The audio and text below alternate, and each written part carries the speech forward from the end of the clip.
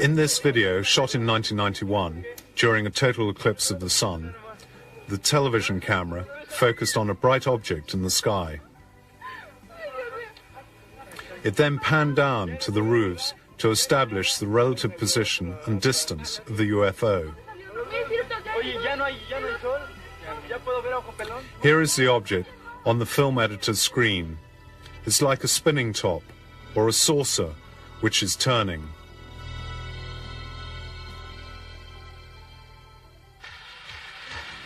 And now another UFO in the Mexican sky.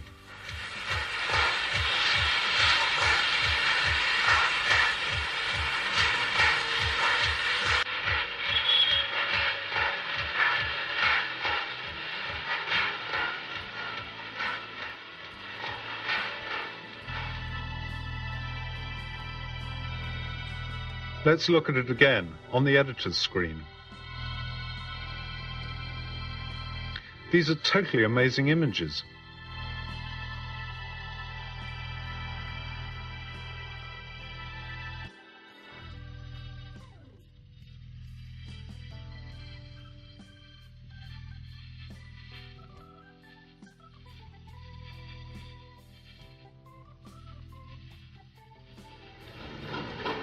This is 1992. Watch the UFO as it moves about the sky.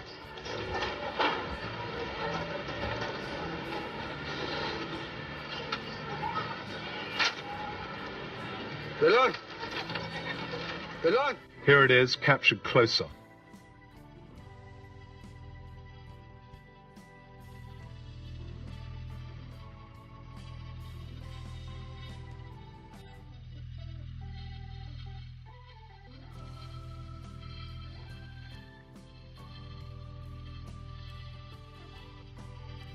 No. 1994, and another UFO. This time in the skies over Mexico City itself.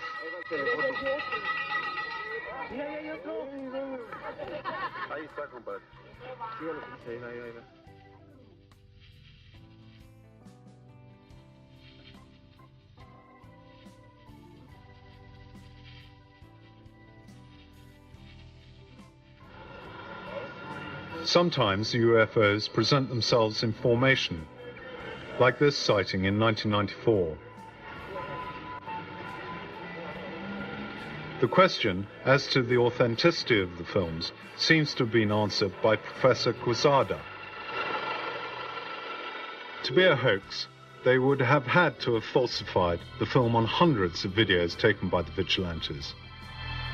A very expensive conspiracy. Who could possibly gain from it?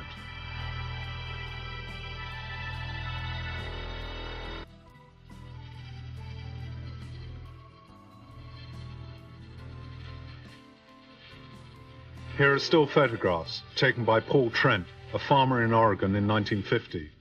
These have been verified by military aviation laboratories in the U.S.A.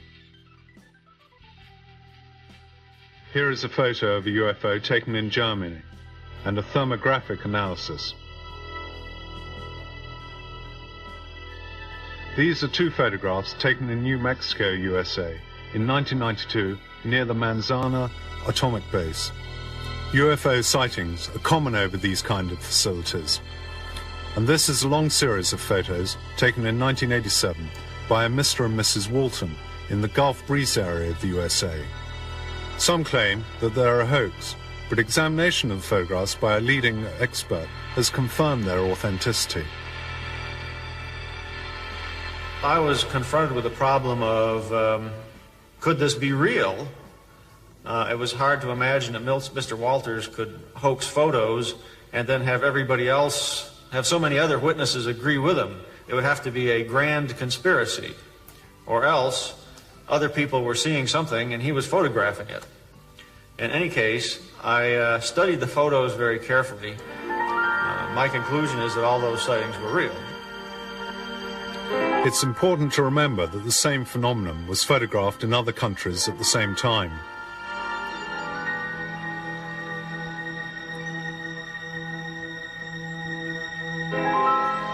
As you can see from the following examples, there are many kinds of UFOs.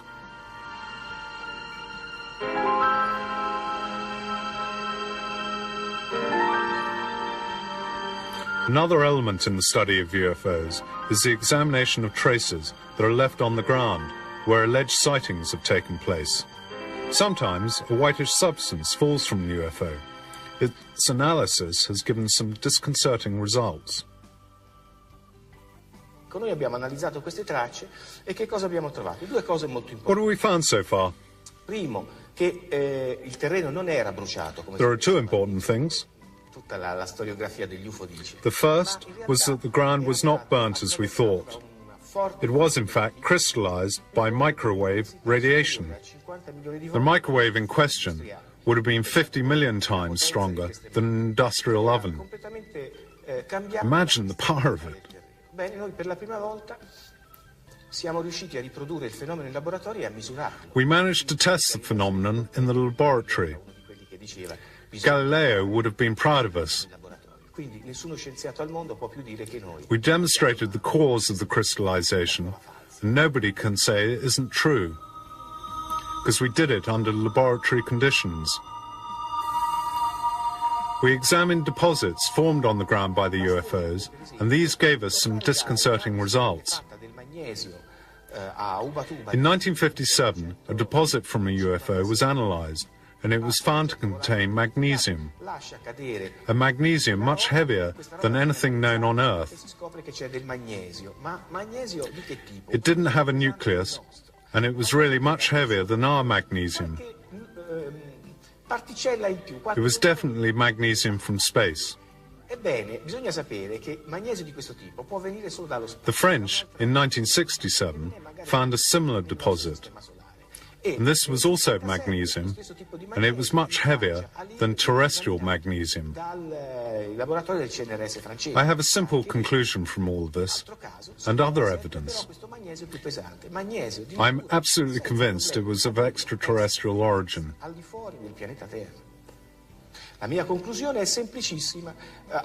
On this planet, we don't have the technology to make this form of magnesium.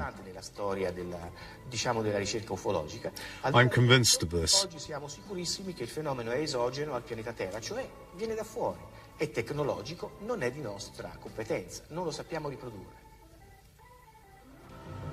And what do the authorities say about UFOs?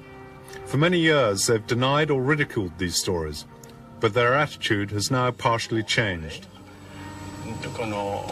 We saw a big object in the sky which we couldn't identify.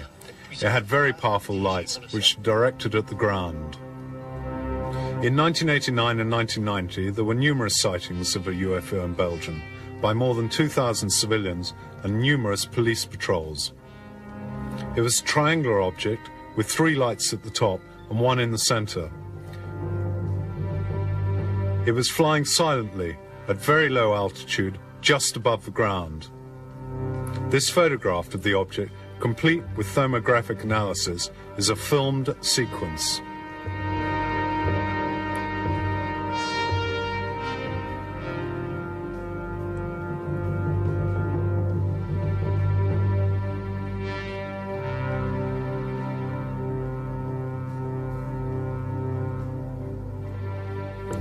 Belgian military aviation authorities have officially joined a collaborative study of the case.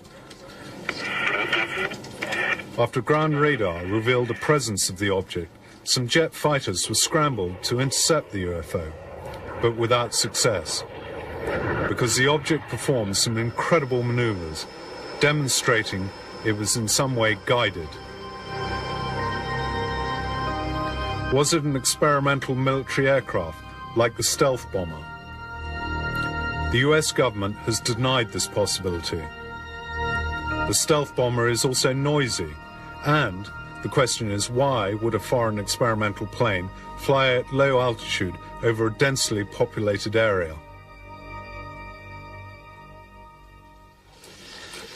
Belgian Air Force General Charles de Bruer held a press conference on the 18th of December 1989 to confirm that they had intercepted UFOs. His written report states, "There were no signs of danger. The mystery of their origin remains, but the phenomena exists. It is real. A été contacté plusieurs fois pour demander s'ils avaient des observations au radar aussi. Et nous avons donc les deux radars ont... The UFO sighted over Belgium is very similar to that sighted over Ticino by our Swiss housewife, and the UFOs filmed over Pueblo in Mexico.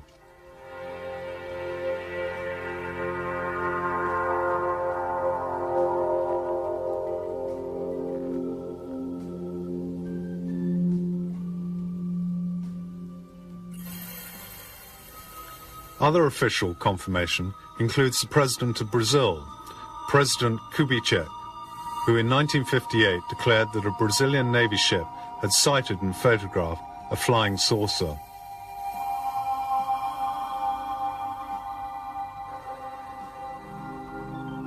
These are the documents.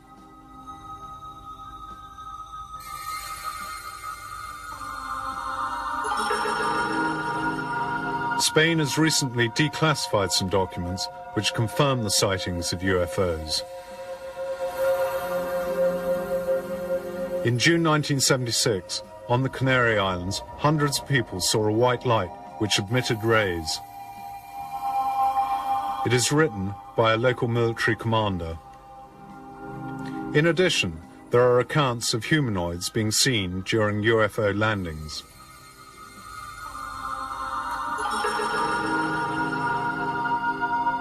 Still in Spain, a highly luminous disk was seen to come out of the sea. This sighting was confirmed at the same time in Italy. In 1978, the three pilots of a Spanish supercaravel flying over Valencia saw three red lights, which seemed to be at first on a collision course and then to dance in front of the aircraft. The caravel was forced to make an emergency landing, and fighters were scrambled to intercept, but they failed to make contact.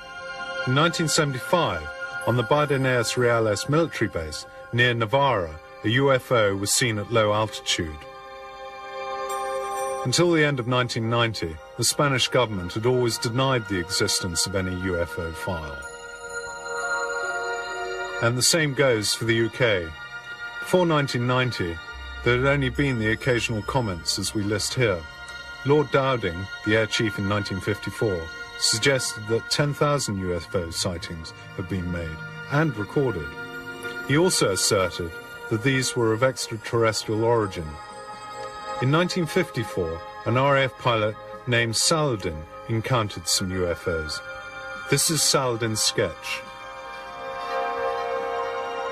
Ralph Noyes, Defense Secretary, is said by 1964 to have seen Air Force film of UFOs. In 1978, an English policeman, Tony Dodd, saw a UFO with a colleague. Then, in 1980, it was the turn of PC Alan Godfrey. And yet, as we have seen, there was no official confirmation of the sightings. All were treated as top secret. This secrecy has extended to the highest levels, with Chief of Staff Admiral Hill Norton declaring that he was kept in the dark on the existence of a special UFO department.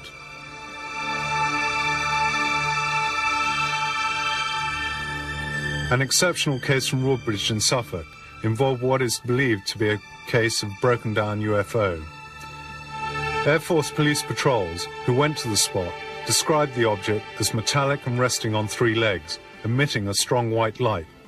As they got closer to the object, the engines of their cars cut out and the radio contact was lost. This is not science fiction. The episode is confirmed in a report by the Deputy Commander of the base, Lieutenant Colonel Charles Hoult. In it you can read that the next day, traces left by the object were found on the ground. According to the reports of the Air Force Patrol, 3 humanoids were seen to leave the UFO. They were approximately 1 meter tall, with big heads and dressed in silver. The commander of the base, General Gordon Williams, is reported to have said that the creatures seemed to communicate by a series of gestures and telepathy. This encounter has never been officially confirmed.